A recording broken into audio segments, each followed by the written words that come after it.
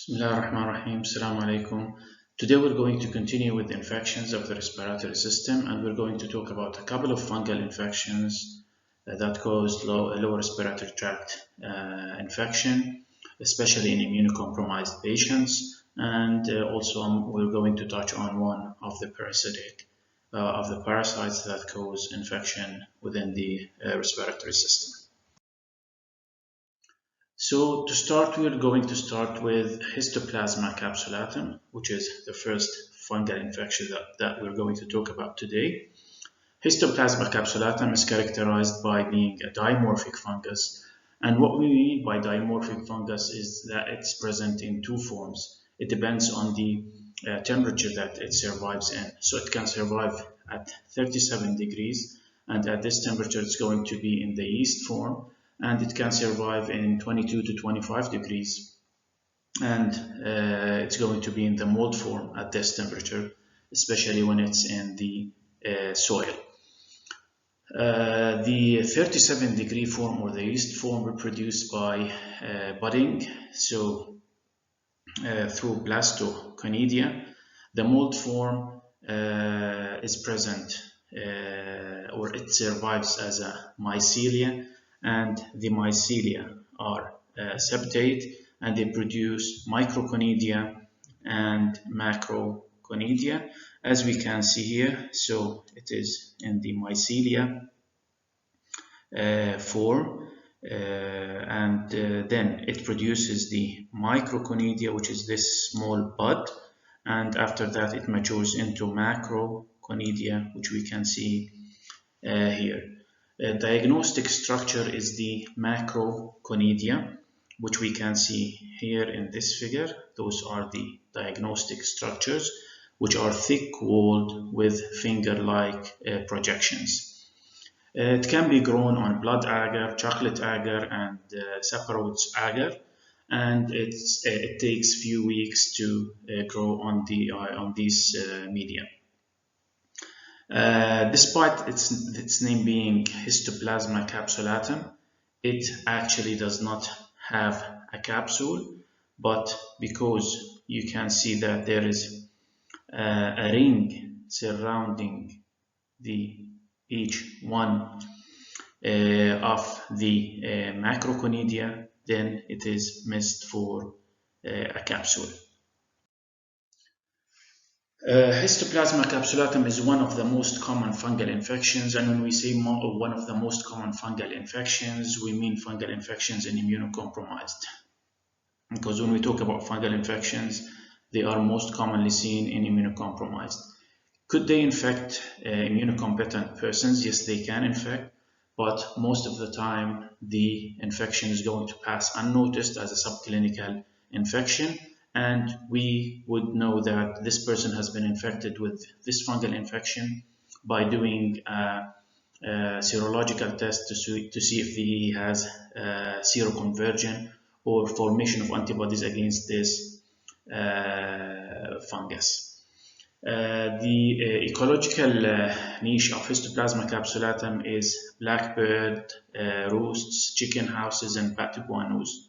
So persons who deal with these animals are more susceptible to infection with Histoplasma capsulatum, and it's transmitted by inhalation of the microconidia, which are going to reach into the alveoli, and they are going to cause infection there. So it is an occupational disease of those who are working with these animals. In certain parts of the world, it is being endemic, and in the endemic parts, most of the population has been infected with Histoplasma capsulatum, though most of them are asymptomatic. They did not even know that they became infected with Histoplasma capsulatum. It cannot be transmitted between humans. The infection is seen more common in men maybe because it's an occupational disease, and most men work with these. Mostly men work with these animals. The diagnosis is made from history of exposure or history of working with these animals. Also, serological testing for seroconversion, and skin test can help in diagnosis with histoplasma infection.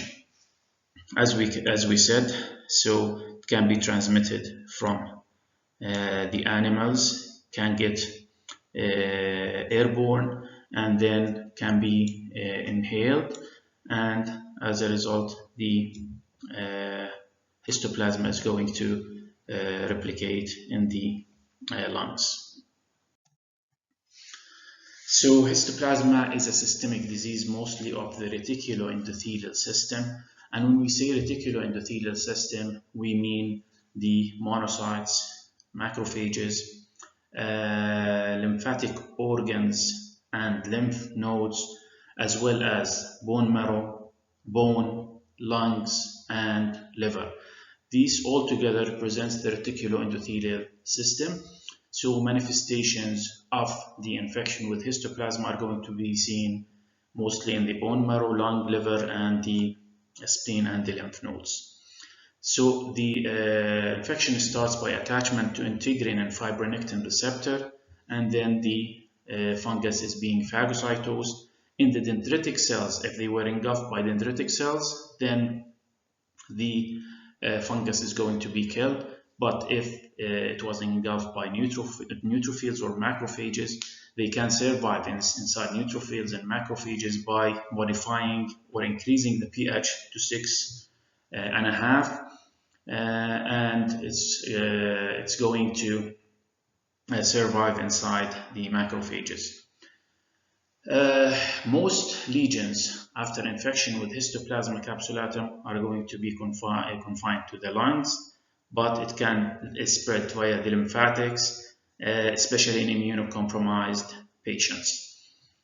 The lesion is characterized by a granulomatous inflammation with necrosis in the lungs and hepatosplenomegaly, and the lesion is granulomatous, so once inside the lungs, the immune system tries to restrict the infection to the site in the lung and forms a shield around the site of infection to prevent its spread.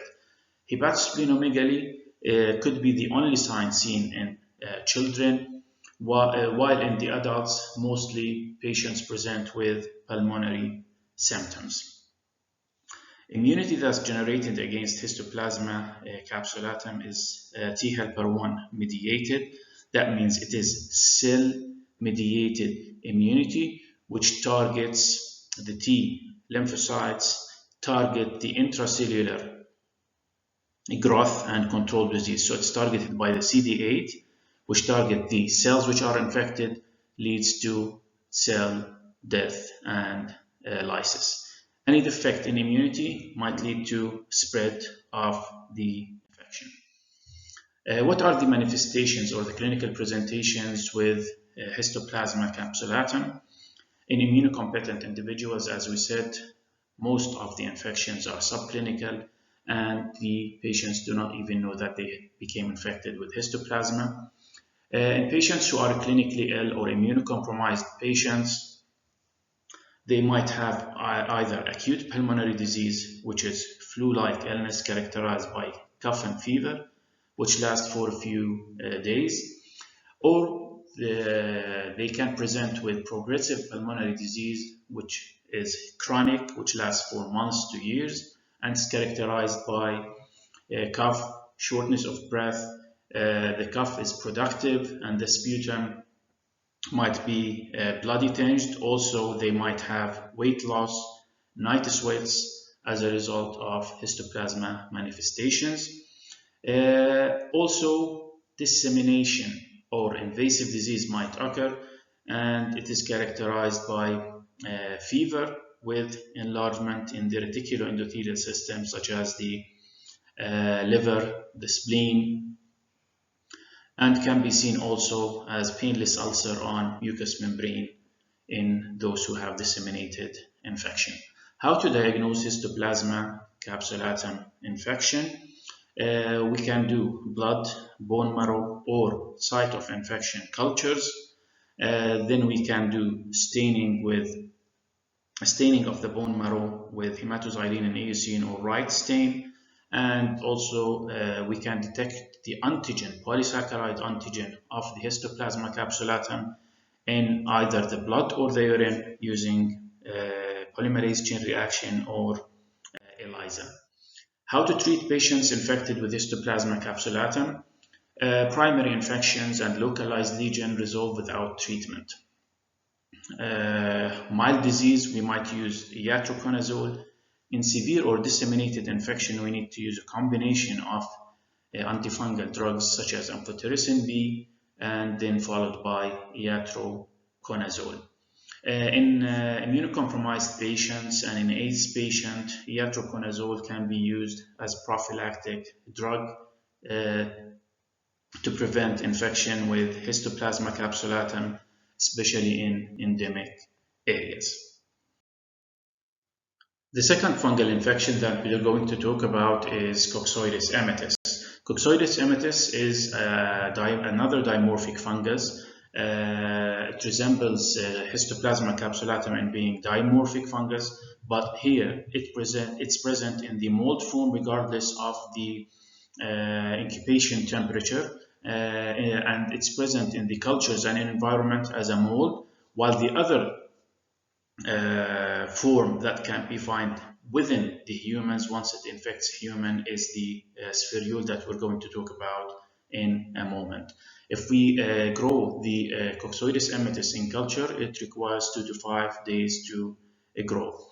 Coccidioides immitis is present as hyphae, as we can see here in this picture, hyphae. So it's branching fungi which are septate, and as we can see, so this is the non-septate fungus. Here it is the septate fungus, and you can find that there is a septum in between each one of them, so it represents a cell-like with separate nucleus which are connected together. This is the septate fungi.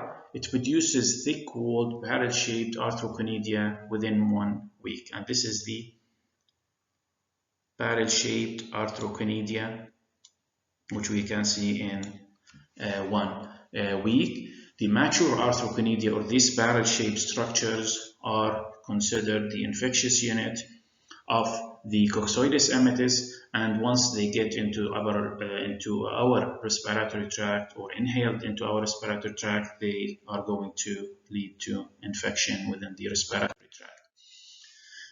The other form is the spherule. Once it enters into the lung, the spherule is going to develop, and the spherule is going on the first day. The arthrochonidia, which are the barrel-shaped structures, are going to enlarge, and then they are going to further divide to form the immature spherule, and by day 4 the endospores are going to form within the spherule.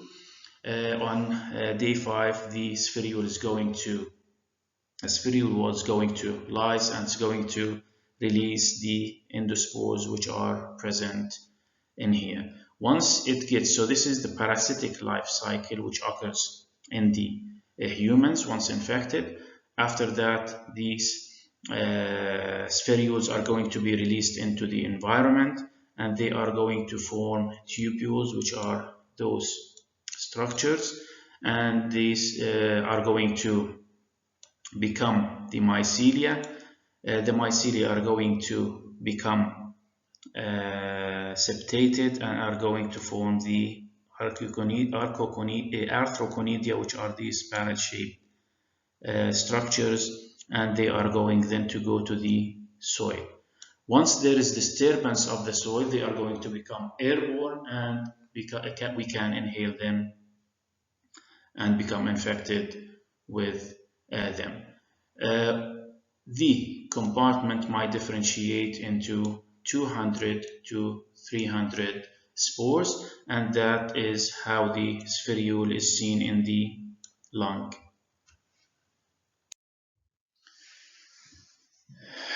So we talked about the saprophytic and parasitic cycle. The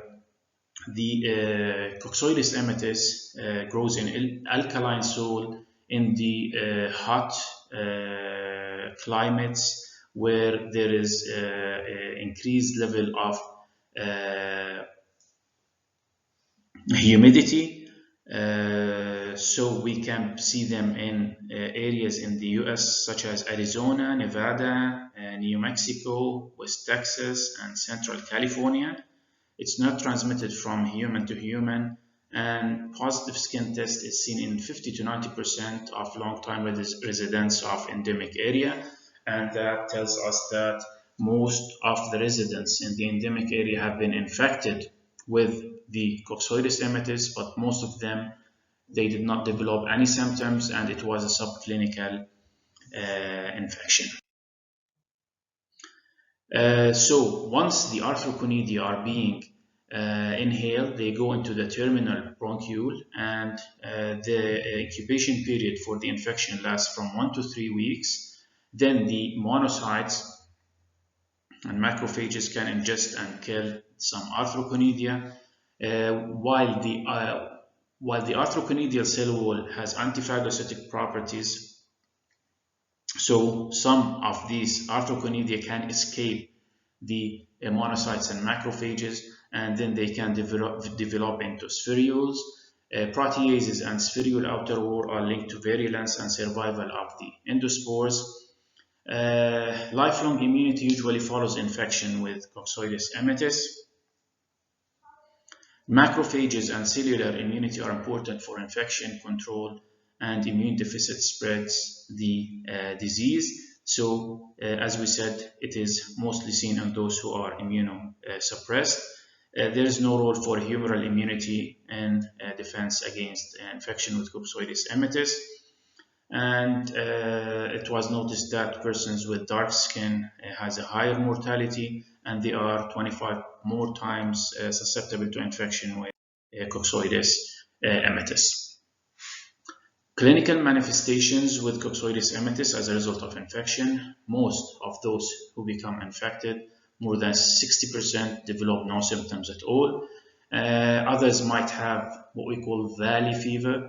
This is an acute pulmonary disease which is characterized by fever, cough, chest pain, headache, rash, and arthralgia. It lasts a few weeks, and usually the chest x-ray, if we do chest x-ray for those patients, is normal. There are no findings on the chest x-ray, and most of them, they recover without any sequelae. Also, we have a clinical triad which can be seen in those who are infected with Coccidioides immitis. It is called desert traumatism, and the triad consists of fever, erythema nodosum, and arthralgia. And when we say triad, most patients present with 3 symptoms, which are the fever, erythema nodosum, and arthralgia. And this picture shows the lesions which can be seen with erythema nodosum. Also, we have chronic pulmonary disease. That's another presentation which can be seen in a small minority of patients infected. In those patients, the symptoms last for more than a year, and we can see cavity formations in the lung, and the patient can have multiple relapses within this long duration of the infection. Also, in severely immune-compromised and AIDS patients, we might see a dissemination or invasion of the fungal infection into other sites or locations such as the bones, the joints, the skin, and the meninges. How to diagnose infection with Coccidioides immitis? We can do hematoxylin and eosine and calciflower staining. Also, we can do CSF sampling, but most of the time the growth of the Coccidioides immitis is really hard from CSF samples. Serological tests are very useful, especially in the first 3 weeks of infection. We can see a rise in the IgM, and after 3 weeks we can see a rise in the IgG. and the IgG might remain elevated over time if the patient has chronic infection. Chest X-ray and CT scan, we can see the spherule within the chest X-ray and the CT scan, so they can be used for diagnosis. Treatment for those with Coccidioides immitis, as we said, with Histoplasma, primary infections and localized lesions do not need treatment, and they would resolve on their own. But if we're talking about immunocompromised or pregnant women, we need to use amphotericin B or iatroconazole. In severe or disseminated infection, amphotericin B followed by iatroconazole, and in the case of meningitis, we should use fluconazole because it has better penetration into the CSF from iatroconazole. The third fungal infection that we're going to talk about today is aspergillosis. Aspergillosis can be caused by more than one etiological agent, but the one mostly seen in humans is Aspergillus fumigatus. It's a rapidly growing mold with branching septate hyphae with conidia and conidoform. And in this figure, we can see that this stalk-like structure is called the conidophore, and these hair-like projections, which we can see here, are called the conidia. If we grow them, the colonies would appear in 24 to 96 hours. The conidia are heat resistant and they can survive in the environment. It's transmitted to humans through inhalation of the conidia, and Aspergillus infections are associated with environmental disruption. As we said with the Coccidioides immitis, the arthroconidia are present within the soil. If any environmental disruptions lead to the arthroconidia being airborne, and also in the case of Aspergillus fumigatus, the conidia are being airborne, then we can inhale them. Once they go into the alveoli, the macrophages will engulf them and kill them, while in the polymorph neutrophils attack, it's going to attack the hyphae. Cellular and humoral immunity role.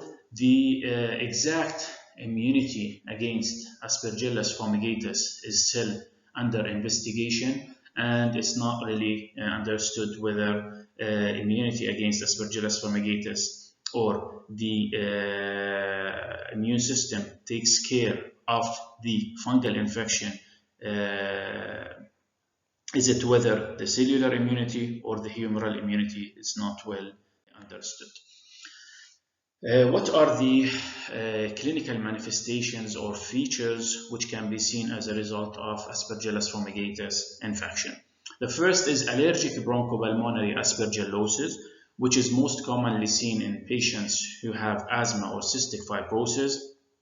And this is going to lead to inflammation in the lung and exacerbation of the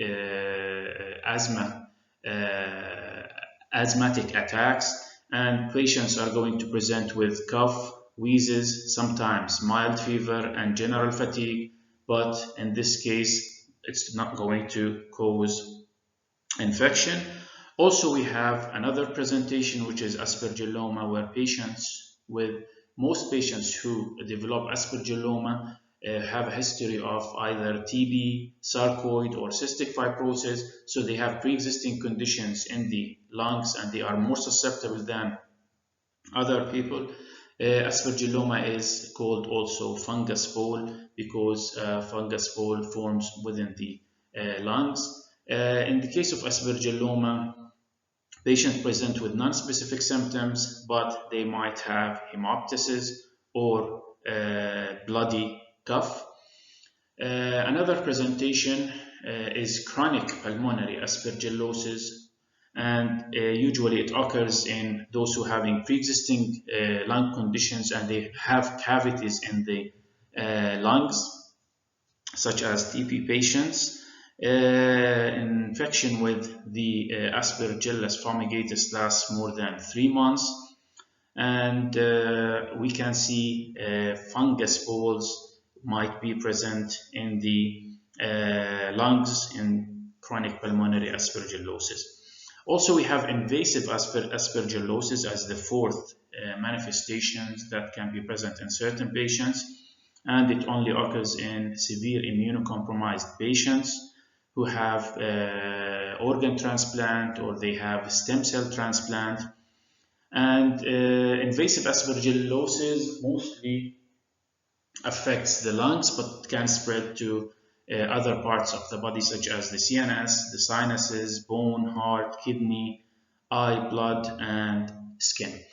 In case of aspergillosis, the most common presentations and symptoms seen with those patients are fever, bloody cough, shortness of breath, chest or joint pain, and they might have also headache and skin lesions in the form of rash as well.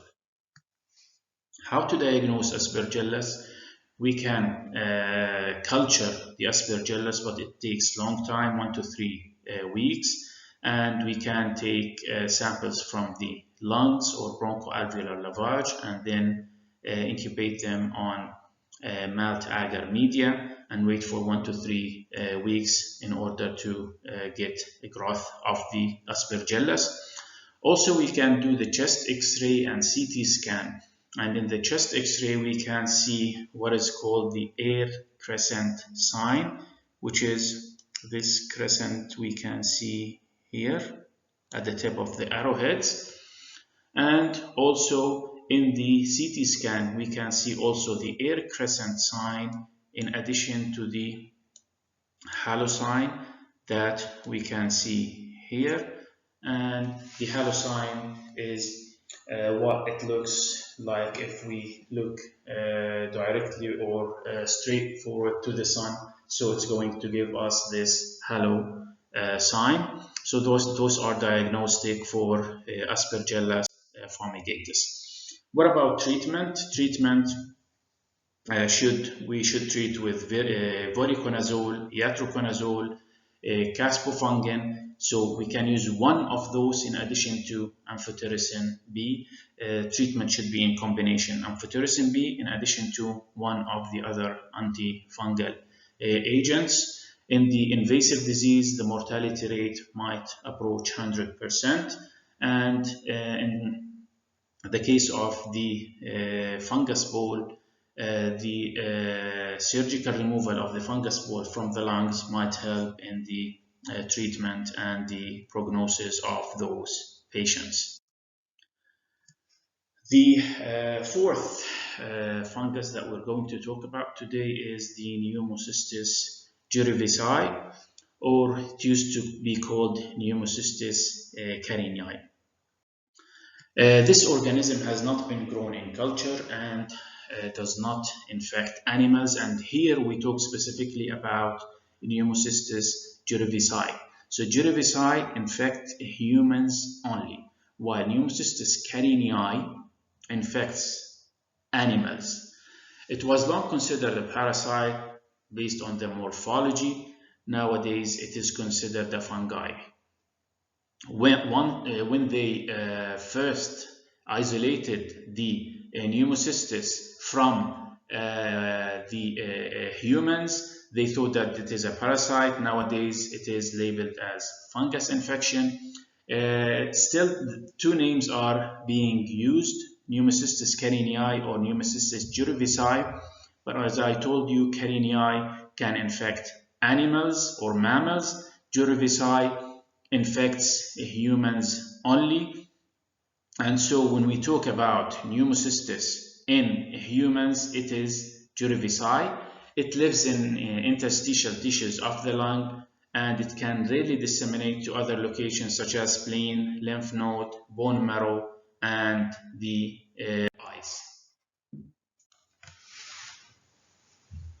Pneumocystis jirovecii is present worldwide, and they found that children by the age 3 or 4 years Most of them has been exposed to Pneumocystis jirovecii, and also they found the fungus in the lungs of healthy individual, but they did not develop any disease or symptoms. And it can be also present in mammals, but as we said, in mammals it is Pneumocystis carinii, not jirovecii. Humans, as we said, are infected with Pneumocystis jirovecii, while mammals such as rabbits, dogs, goats, and pigs can be infected with Pneumocystis carinii. Usually it is found in elderly, malnourished children and those who have primary immunodeficiency disorders such as AIDS.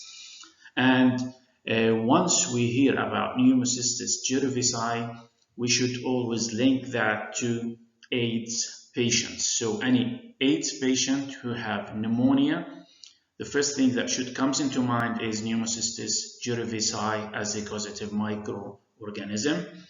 Also in patients receiving cytotoxic or immunosuppressive therapy, such as cancer patients or transplant patients, it might be associated with infection with Pneumocystis jirovecii.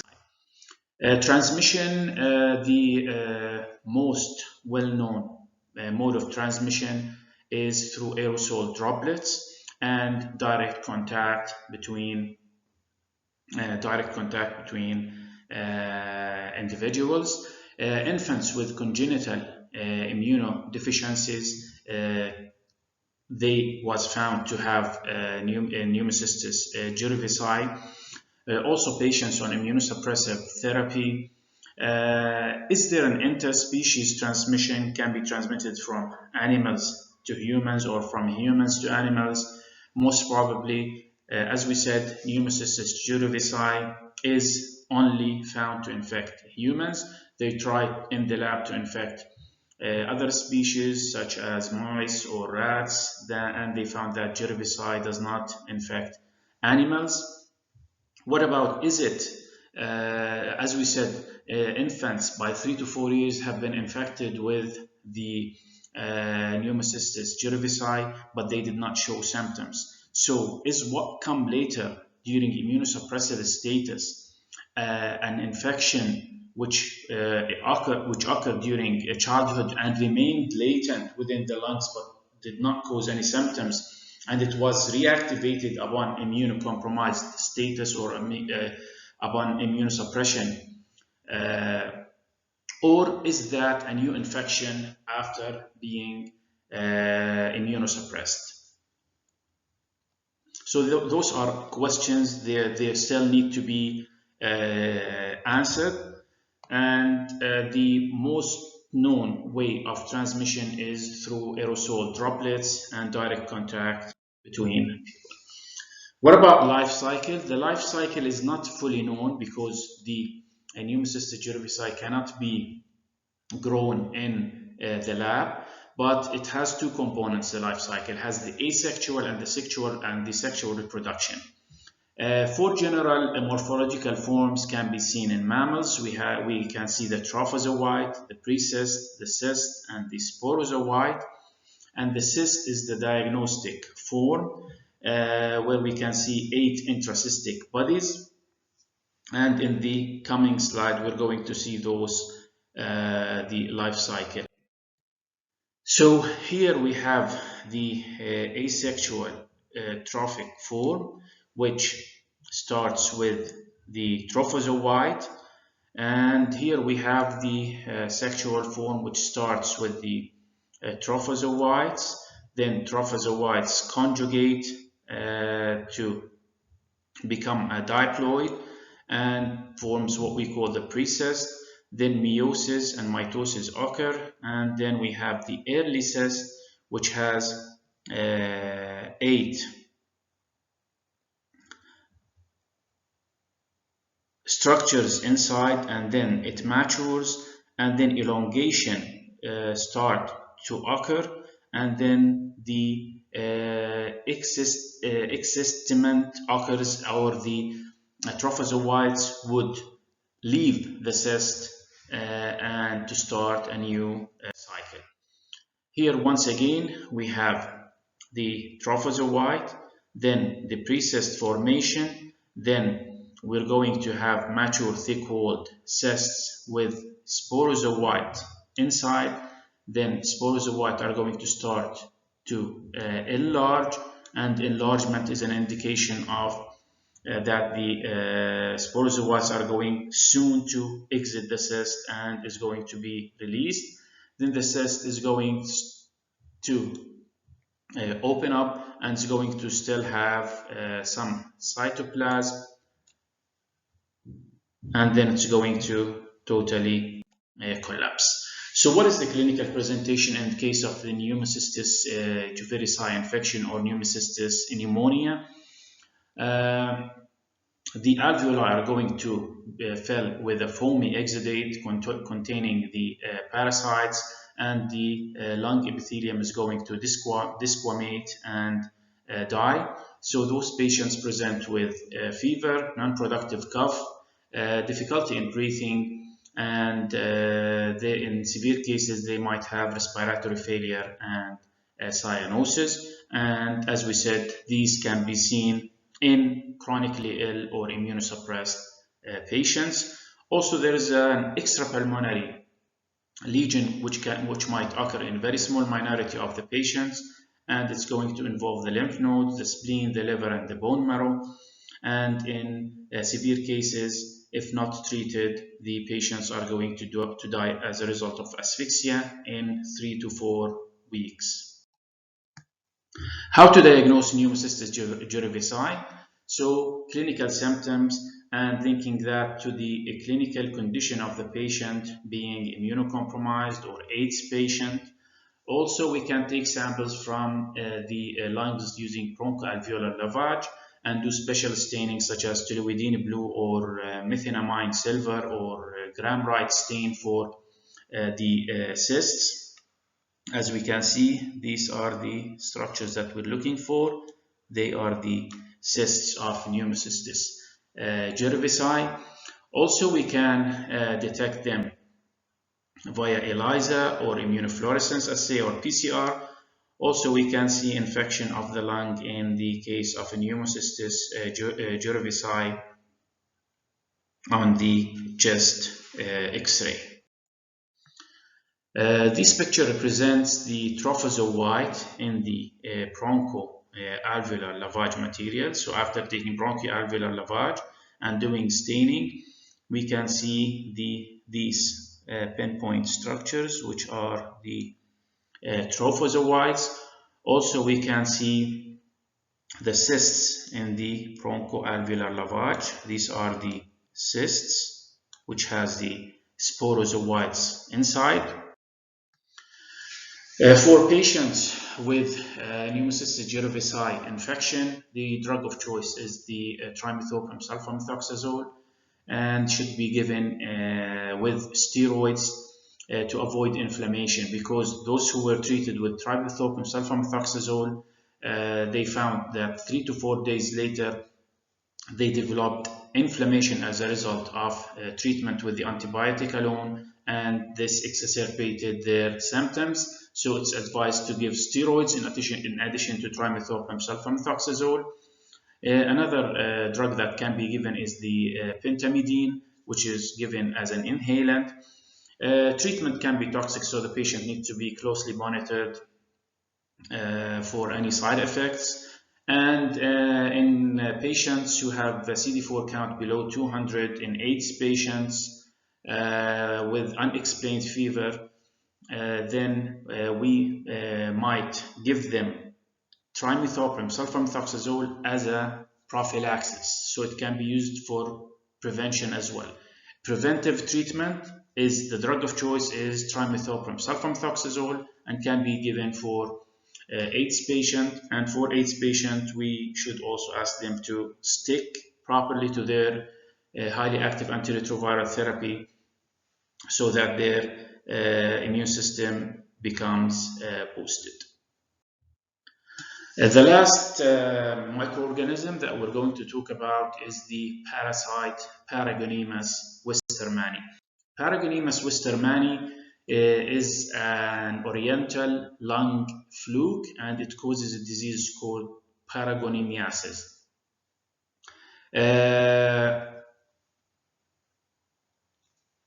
The one that infects humans is Paragonimus westermani. How the Paragonimus westermani is transmitted? It's transmitted through eating raw or undercooked or pickled crustaceans such as crab or crayfish. So we're talking about marine animals which have a shell cover such as crab or crayfish. Also by spitting, and once we talk about the life cycle of the Paragonimus westermani, we would know exactly how spitting is going to transmit the infection to others. Also, some cultures, they eat raw crustaceans, and within these raw crustaceans are the infectious form of the Paragonimus westermani that we'll talk about in a moment is present. So eating or consuming these raw crustaceans is going to lead to infection with the Paragonimus westermani.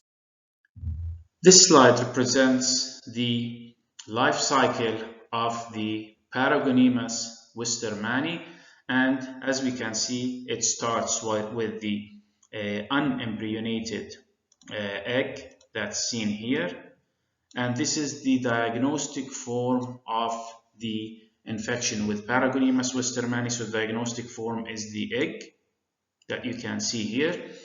Then this egg, once it gets into the water, it becomes embryonated, and the meracidia within the egg hatch, and then it penetrates the primary or the first intermediate host, which is the snail. So it's going to penetrate and enter into the snail, and then it's going to survive within the snail and replicate to produce cercaria. Then the cercaria are going to enter into the second intermediate host, which is the crustacean or the crayfish or the crab. And once the humans are going to consume or ingest the crustaceans or the inadequately cooked or pickled crustaceans, they are going to ingest the Metacercariae. Metacercariae is the infectious form of the Paragonimus westermani. The Metacercariae is going to enter into the GI tract, and then it's going to leave the cyst in the duodenum. After that, the adults and then it's going to leave the duodenum, and it's going to go into the liver, and then it's going to cross the diaphragm into the lungs. In the lungs, the Paragonimus westermani is going to lay eggs in the lungs, and then these are going, the patient who's infected with it is going to cough, and sputum is going to contain those eggs. So it's either going to be spitted, as we said in the Asian cultures, they might spit, so this is going to initiate the cycle once again, or it's going to be swallowed and then excreted in the feces, in the fecal matter. So if the fecal matter contaminate any water resources and it gets into the snail and the crustacean, then the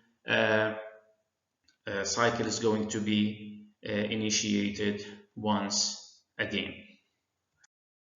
So the life cycle involves infective stage, which is the Metacercariae, and the infective mode is eating raw freshwater crab and crayfish with Metacercariae. In this slide, we're going to touch on the most important points within the life cycle of the Paragonimus westermani. Also, we have the infective route is by mouth or congestion of the crustaceans who have the Metacercariae. A site of inhabitation is the lung. The first or the intermediate host, the first one is the snail, and the second intermediate host is the crab or crayfish. The reservoir host is the carnivores, such as the tiger, lion, wolf, fox, or whatever, and the lifespan of the Paragonimus wistermani is 5 to 6 years. It can also survive up to 20 years in humans, and from the time of congestion of the Metacercariae until laying of the eggs, it's going to take 2 to 3 months. So this is the morphology of the adult worm.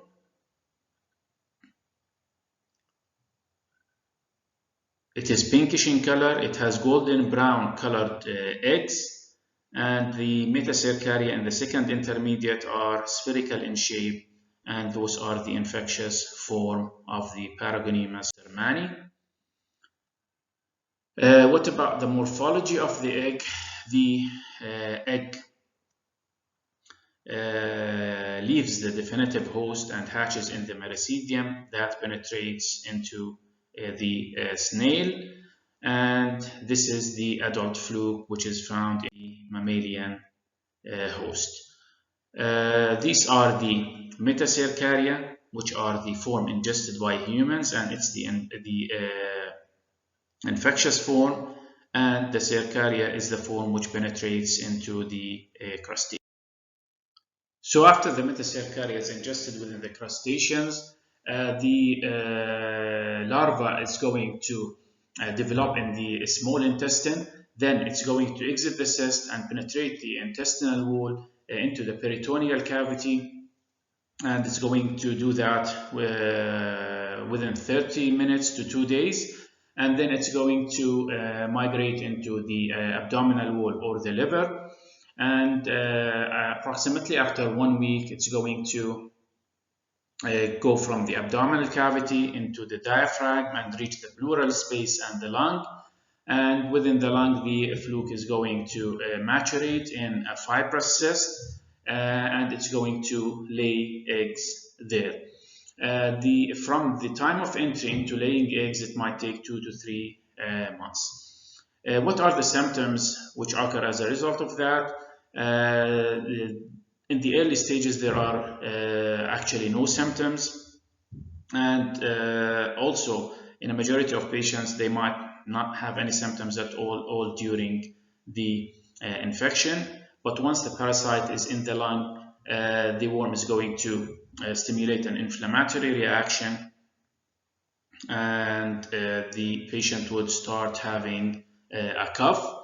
If the worm can enter into the CSF or the spinal cord, and it can result in partial or total paralysis as the result of its presence there. Fatal cases of paragoniemiasis has been reported where the worm has reached the heart, and in case it has reached the central nervous system, it's going to lead to fluid-filled cysts in the brain.